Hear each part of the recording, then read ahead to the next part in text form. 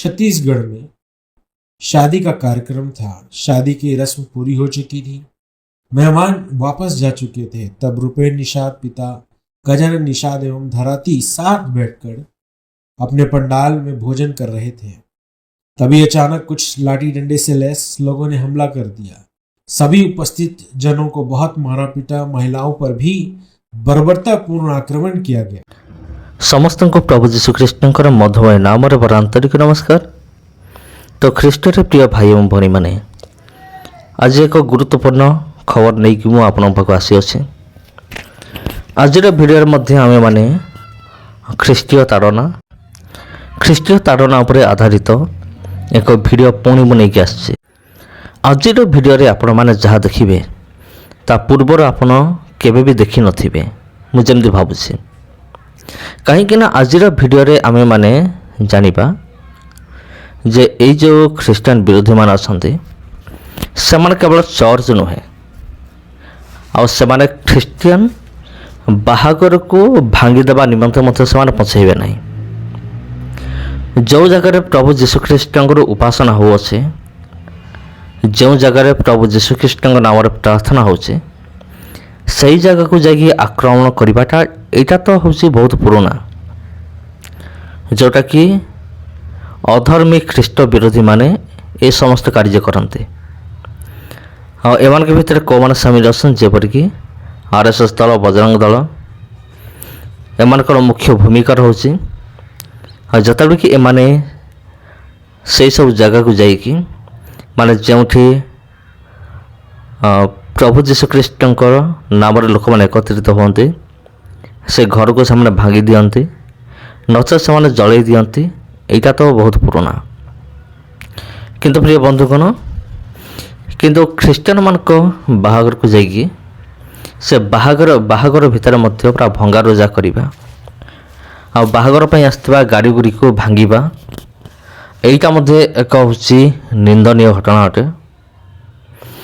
तबे प्रिय बंधुगण ए समस्त विषय को लेकिन आपण माने मो एवं प्रत्येक ख्रीष्टान समाज सीरियसली चिंता करिया दरकार।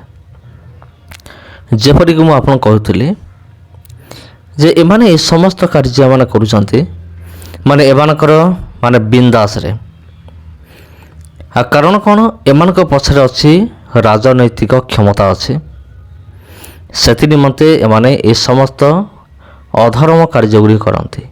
आपन जेपरि थंबनेल देखिले अधर्मी जीशु विरोधी बा ख्रीष्टान विरोधी आपन कहि परिबे बजरंग दल जो मान कि ख्रीष्टान बाहागर भितर बसिकी से मत भंगारुजा करती माने जलई दियंती पोड़े दियंती ए समस्त अधर्म कार्यगुड़िक से करते। आउ मु अधिक आपण को कौन कहि आपण तो ये समस्त विषय देखुंत जानुंट कौन घटुची कौन नहीं ये समस्त विषय गुड़िक आपण निज आखिरे देखुंत जोटा कि बिल्कुल हेवा उचित नुहे सेमिति विषय गुड़िक सब घटुअछि आमर ख्रीष्टियान समाज रे आमर ख्रीष्टियान लोक मान को यही भाव में निर्यातना दिया ताड़ना कराऊँच अत्याचार कराऊँच बिना दोष रे किसी दोष नहीं। तबे आपण माने कहतु जो जगार विवाह कार्य होता कौन से जगह कौन से धर्म परिवर्तन होता कि बिल्कुल नुहे सेटा मात्र एक विवाह स्थान जो बर एवं कन्या से माने विवाह करती जो भाव में कन्या शाशुघर को विदाय हुए आईटा तो प्राय अनेक जगह होची सेमिति कार्य चली कौन से रूप से अधर्म काम कि धर्म परिवर्तन कार्य नुहे किंतु ये जो ख्रीष्टान विरोधी माने से जगह पशिक मत तोड़फोड़ करुँच माने भंगारुजा करुँच आने कहते आम कौन करुँ धर्म रक्षा करुँ माने अन्यर बाहागर को भांगी देकी एमाने धर्म रक्षार ना एमाने दौरान।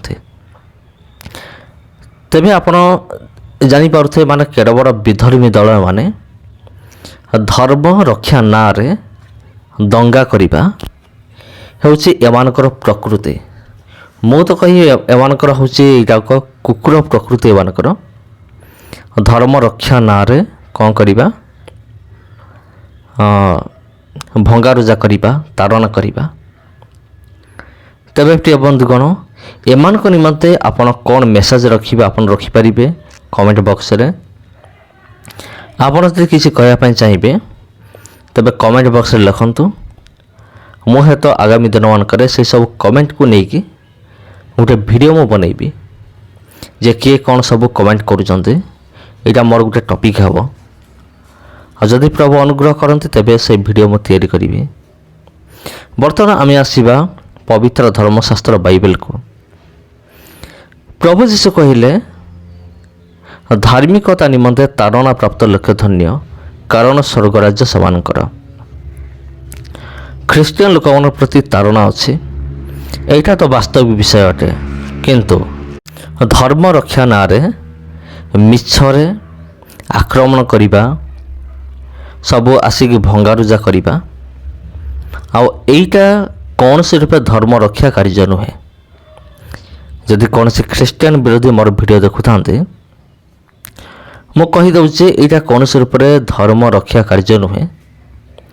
ଏଇଟା ହେଉଛି ଏକ ଅଧର୍ମ କାର୍ଯ୍ୟ ଅଟେ। ତାଙ୍କର ହିନ୍ଦୁ ଶାସ୍ତ୍ରର ଭାଷା ଅନୁସାରେ ମୁଁ କହିଲି ଏଇଟା ହେଉଛି ଏକ ଅଧର୍ମ କାର୍ଯ୍ୟ। ଏଇଟା କୌଣସି ଧର୍ମ ରକ୍ଷା କାର୍ଯ୍ୟ ନୁହେଁ। କି କାହା ବାହାଘରକୁ ଯାଇକି ସବୁ ଭଙ୍ଗାରୁଜା କରିବା, ଏଇଟା ଧର୍ମ କାର୍ଯ୍ୟ ନୁହେଁ। ତେବେ ସମସ୍ତଙ୍କୁ ପ୍ରଭୁ ଯୀଶୁଖ୍ରୀଷ୍ଟଙ୍କର ମଧୁମୟ ନାମରେ ଆନ୍ତରିକ ନମସ୍କାର। ଖ୍ରୀଷ୍ଟରେ ପ୍ରିୟ ଭାଇ ଭଉଣୀମାନେ, ଏ ଭିଡ଼ିଓ ଯଦି ଆପଣଙ୍କୁ ଭଲ ଲାଗିଥାଏ ଭିଡ଼ିଓକୁ ସେୟାର କରନ୍ତୁ, ଚ୍ୟାନେଲକୁ ସପୋର୍ଟ କରନ୍ତୁ। ଆଉ ଏଇଭଳି ନ୍ୟୁଜ୍ ଗୁଡ଼ିକ ପାଇବା ନିମନ୍ତେ ଏ ଚ୍ୟାନେଲକୁ ଏବେଠାରୁ ସବସ୍କ୍ରାଇବ୍ କରି ରଖିଥାନ୍ତୁ। ତେବେ ପୁଣି ଦେଖା ହେବ ଆପଣଙ୍କ ସହିତ ଆଉ ଗୋଟେ ଭିଡ଼ିଓରେ, ଆଉ ଗୋଟେ ଅଧ୍ୟାୟରେ। ସମସ୍ତଙ୍କୁ ପ୍ରଭୁ ଯୀଶୁଖ୍ରୀଷ୍ଟଙ୍କର ମଧୁମୟ ନାମରେ आंतरिक नमस्कार। दिनांक 11 जून 2025 की रात रुपेन निषाद नगर गांव, थाना धरसीवा, जिला रायपुर, छत्तीसगढ़ में शादी का कार्यक्रम था। शादी की रस्म पूरी हो चुकी थी, मेहमान वापस जा चुके थे। तब रुपेन निषाद पिता गजानन निषाद एवं धराती साथ बैठकर अपने पंडाल में भोजन कर रहे थे। तभी अचानक कुछ लाठी डंडे से लैस लोगों ने हमला कर दिया। सभी उपस्थित जनों को बहुत मारा पीटा, महिलाओं पर भी बर्बरतापूर्ण आक्रमण किया गया। सभी खड़ी कार, मोटरसाइकिलें, साइकिलों को तोड़ दिया गया। एक कार में आग लगा दी गई, पंडाल को क्षति पहुंचाई गई है। आक्रोशित धरातीरियों ने आत्मसुरक्षा के लिए हमलावर को रोका और खदेड़ दिया। सभी को मारा पीटा, ये भी सूचना मिली है। हमला करने वालों ने अन्य गांव से लोगों को उकसाकर दोबारा हमला किया। बहुतों के चोटिल होने, सामान के लूटपाट, आगजनी, बलवा की सूचना देने के बाद भी पुलिस ने सुरक्षा देना नहीं चाहा, अतिरिक्त बल नहीं बुलाया। एफआईआर लिखना यह कहकर टाल दिया गया, पुलिस सुरक्षा नहीं दे पाएगी। उल्टा सब ईसाई समुदाय के लोगों को गांव छोड़कर रायपुर भागकर छिपने की सलाह दी है। आज दिनांक 12 जून की सुबह तक एफआईआर नहीं लिखा गया है। राष्ट्रीय क्रिश्चियन मोर्चा के तत्वाधान में रायपुर के समस्त सामाजिक संगठन धरसीवा थाना जाकर एफआईआर लिखने की मांग करेंगे।